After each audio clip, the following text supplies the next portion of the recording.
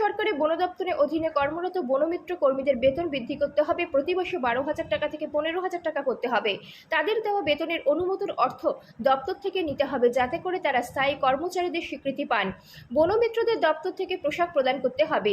এই দাবিগুলো নিয়ে মঙ্গলবার ডেপুটেশনে মিলিত হলো বনমিত্ররা। এই দিন তারা রাজধানী আগরতলার গোর্খা বস্তি এলাকার মুখ্য বন অধিকর্তার অফিসের সামনে মিলিত হন। তারপর এক প্রতিনিধি দলকে তাদের দাবি সনদ পেশ করেন। সেই সঙ্গে বনমিত্র কর্মীরা জানান, রাজ্যের 8 জেলায় সব মিলিয়ে তারা প্রায় 600 জন রয়েছেন। দপ্তর যদি তাদের এই দাবিগুলো না মানে, তাহলে আগামী দিনে তারা বৃহত্তর আন্দোলন করবেন। পুরুষদের পাশাপাশি মহিলারাও এদিনের কর্মসূচিতে অংশ নেন। যে বনমিত্র আছি, আমরা 600 জনের মতন আছি এখানে।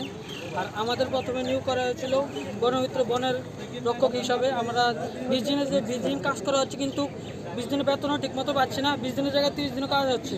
হ্যাঁ, বেতনও আমরা 3 মাস ধরে পাচ্ছি না। আমাদের ডেপুটেশনটা হলো আমাদের 30 দিন করা হোক। আমরা সবাই এখানে কর্মরত লোক, তাই আমরা চাইছি যে আমরা 30 দিন করা হোক, বেতন বৃদ্ধি করা হোক। এই আবদার নিয়ে আমরা এসেছি এখানে। আপনার বন দপ্তরে কী কাজ করেন? আমরা বনমিত্রে বনের সংরক্ষণ বলতে যেখানে বনের দপ্তরের অধীনে যেগুলো কাজ থাকে এগুলোই আমরা করে থাকি। গাছ রোপণ করে